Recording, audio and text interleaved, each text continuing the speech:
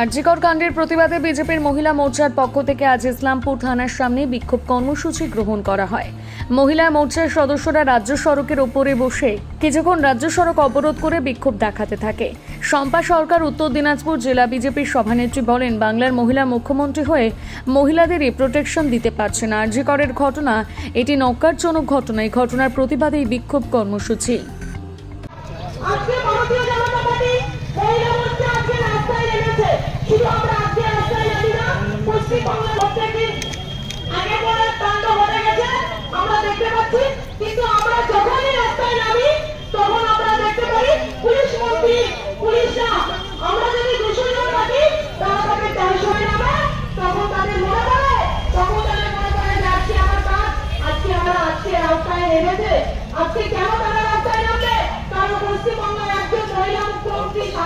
তার আজকে নিরাপত্তা নাই।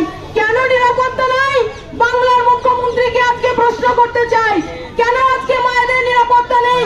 আজকে প্রত্যেকটা জায়গায় দেখেন, তা সত্ত্বেও পশ্চিমবাংলায় একজন মহিলা মুখ্যমন্ত্রী, কিন্তু এখানে দিনের পর দিচ্ছি, লক্ষ্মীর ভান্ডার দিচ্ছি, মায়েদের জন্য কি? আমাদের কোনো কর্মসূচি না, এটা বিক্ষোভ, এটা কর্মসূচি না, এটা আমাদের সাংগঠনিক কোনো কর্মসূচি নয়। আজকে আমাদের বিক্ষোভ কর্মসূচি।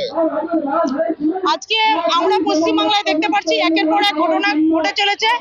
এটা হচ্ছে একটা নক্করজনক ঘটনা, কারণ আরজিকর মেডিকেল কলেজে একজন সিনিয়র ডাক্তারের উপরে যে নরকীয় অত্যাচার, মানে যাকে ধর্ষণ করে এক কথায় মেরে ফেলা হয়েছে, সেটার বিরুদ্ধে আজকে আমাদের এই বিক্ষোভ কর্মসূচি। কি হলো আজকের বিক্ষোভ কর্মসূচিতে শুধু আমাদের একটাই দাবি। কি হলো মানে আমাদের আজকে বিক্ষোভ কর্মসূচিতে একটাই দাবি, যে বাংলার মহিলা মুখ্যমন্ত্রী হয়ে মহিলাদেরই প্রোটেকশন দিতে পারে না। একজন সিনিয়র ডাক্তার, তার আজকে কোনো সুরক্ষা নাই।